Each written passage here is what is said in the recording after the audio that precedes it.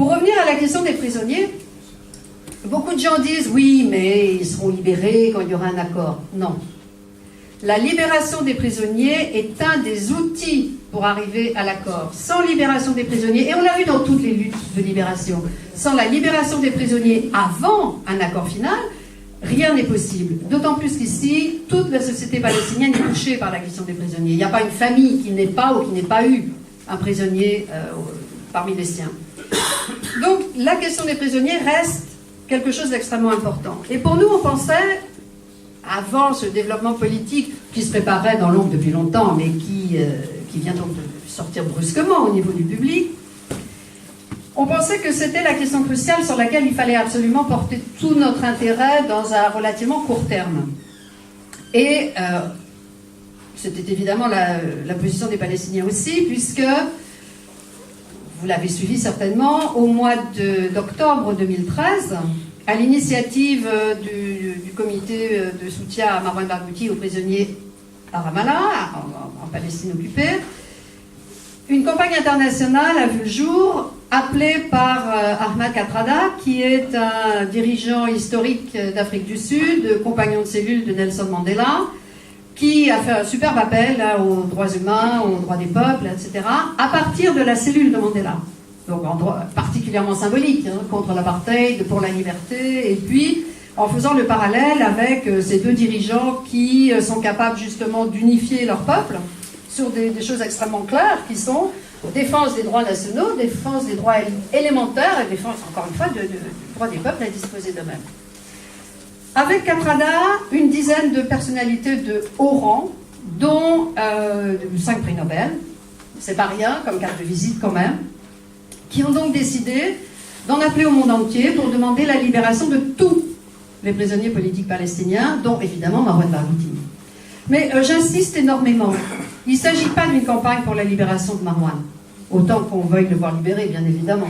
Il s'agit d'une campagne pour la libération de tous les prisonniers palestiniens, quels qu'ils soient, où qu'ils soient, quel que soit leur parti politique, leur syndicat, leur non-affiliation, tous. Il n'y en a pas un qui doit rester en prison. Alors pourquoi Marwan en tête d'affiche, si je puis dire? Bon, parce qu'on connaît l'importance symbolique et politique qu'il représente, on en a déjà parlé un peu tout à l'heure, parce qu'il a cette capacité justement à fédérer les Palestiniens autour de lui, parce qu'on est dans une période absolument clé, une période charnière de la politique palestinienne. Si l'accord va au bout, là, dans 6 mois, il y aura des élections. Abbas ne se représentera pas, il a près de 80 ans, il ne se représentera pas. Il y a dans le Fatah, donc le parti de Abbas, qui a enfin c'est un mouvement d'ailleurs, c'est pas un parti, qui est donc l'une des composantes importantes de l'OLP, il y a des gens pas recommandables, aux dents très longues, qui voudraient absolument être calife à la place du calife, et qui ont des liens avérés avec les États-Unis et leurs services de sécurité. C'est pas ça que les Palestiniens veulent et c'est pas ça qu'on peut espérer pour eux en tant que solidaires des peuples, c'est pas ça.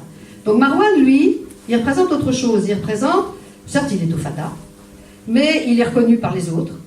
Il représente l'espoir de quelqu'un qui incarne la résistance. Ça va faire 20 ans qu'il est en prison quand même. Il représente la résistance et il représente la non-corruption, si l'on peut dire. Parce que le Fatah a été très longuement accusé de corruption, notamment quand le Hamas a gagné les élections à Gaza. C'était une des grosses motivations des gens qui ont voté pour le Hamas. C'était que les autres étaient corrompus.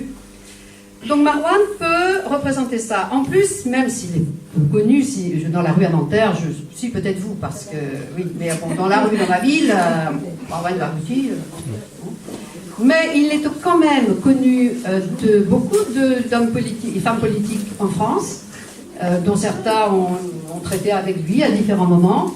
Il est connu des médias et il est donc porteur de cette possibilité de présider une Palestine qui serait libérée de l'occupation. C'est pourquoi en France on s'est lancé dans la campagne. Alors, on a été sollicité par les Palestiniens, bien sûr, et vous savez, on est un peu sur tous les fronts, donc On y est allé en se disant il faut y aller parce que la cause est juste, hein, et parce qu'on n'a pas trop le choix. On est solidaire des Palestiniens qui exigent la reconnaissance de leurs droits et qui exigent un avenir libre. Alors allons-y. Et on a donc créé pour l'instant un comité de pilotage. Alors moi je devais ne faire que passer d'une certaine manière dans ce comité. J'y suis bien installée. Et le but premier était d'obtenir des signatures, là encore, de personnalités de renom. Là, vraiment de renom, de notoriété ou politique ou culturelle, enfin, une force de frappe, comme disait l'un de nos petits camarades ce matin. On avait une réunion justement ce matin. Et d'ouvrir après à tout le monde, évidemment. Et pour l'instant, on a obtenu un certain nombre de signatures qui comptent. Notre objectif, c'est que ce ne soit absolument pas partisan au terme politique. Par exemple, si c'était « oh là là, c'est tout le parti communiste », on sait que ce serait contre-productif. Qu'on y soit pas, on sait que ce serait complètement contre-productif en termes de l'opinion et des décideurs si ça n'apparaissait que comme estampillé communiste. Pareil, si ça avait été le PS, autre chose, hein, bien évidemment. Donc, on veut ouvrir le plus largement possible. Donc, pour le moment, on a Rocard, on a Patrick Le Yarrick, on a Hervé Charette pour la droite, on a Guy Bedos, on a Edgar Morin, etc., etc. On en a une douzaine pour l'instant, et on veut étendre à des personnes à ce niveau de représentativité de notre diversité. Bon, c'est pas évident, donc on est en train de commencer. On a aussi un avantage, c'est que on a un réseau de villes qu'on appelle le réseau des villes Marouane, hein, qui ont fait de Marouane leur citoyen d'honneur, donc, et on peut aussi s'appuyer sur elles, et c'est également assez porteur pour nous de mettre Marouane en évidence à cause de ça. Et puis enfin, ce que j'ai oublié de dire, Marouane Barghouti, au Conseil législatif, c'est-à-dire au Parlement palestinien, est le président de la... comment ça s'appelle, l'équivalent du groupe d'amitié France-Palestine, s'il vous plaît. C'est-à-dire qu'il est aussi connu à ce niveau-là. Donc voilà sur l'état de la campagne aujourd'hui. On pense que ça va être un peu plus compliqué aujourd'hui qu'hier d'y travailler à cause de ces rebondissements politiques majeurs en Palestine. À voir. Alors l'Europe dans tout ça, l'Europe elle a une responsabilité quand même énorme, à la fois les pays d'Europe dans la situation globale, hein, je ne vais pas revenir sur l'histoire, mais enfin bon, c'est de notre faute tout ça, il ne faut pas rêver quand même, non, et il ne faut pas éluder nos responsabilités. Donc l'Europe aujourd'hui est extrêmement frileuse, elle a des partenariats privilégiés avec Israël au niveau économique, culturel, etc. Par contre, en 2013, elle a rehaussé considérablement ses relations économiques avec la Palestine. Donc, c'est un petit plus. Mais l'Europe, elle est surtout... elle est inerte. Alors nous, on va les voir souvent, tous ces gens-là. Moi, en tant que président de la plateforme, ou bien on y va en délégation FPS, ou on y va à différents moments, quand viennent des Palestiniens. Hier, j'ai passé la journée à l'Assemblée nationale, par exemple, avec une délégation palestinienne. Et donc là, c'est pour la France, mais pour l'Europe, c'est pareil. Ce qu'on entend, c'est « Ah oui, mais vous comprenez, il faut nous laisser le temps de discuter avec eux. »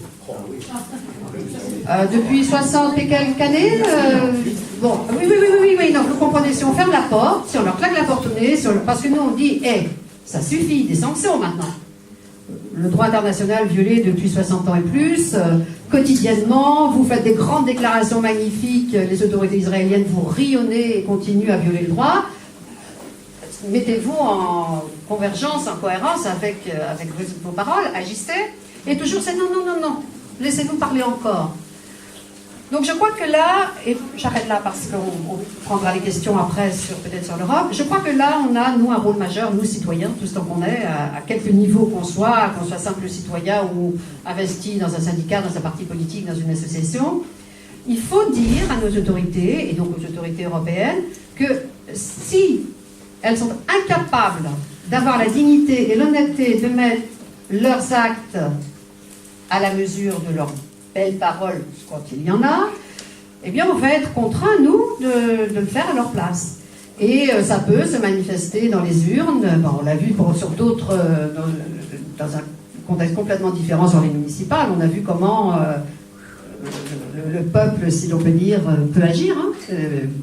On peut ne pas être content, mais bon, on voit la force de l'opinion publique, on voit la force de la société civile.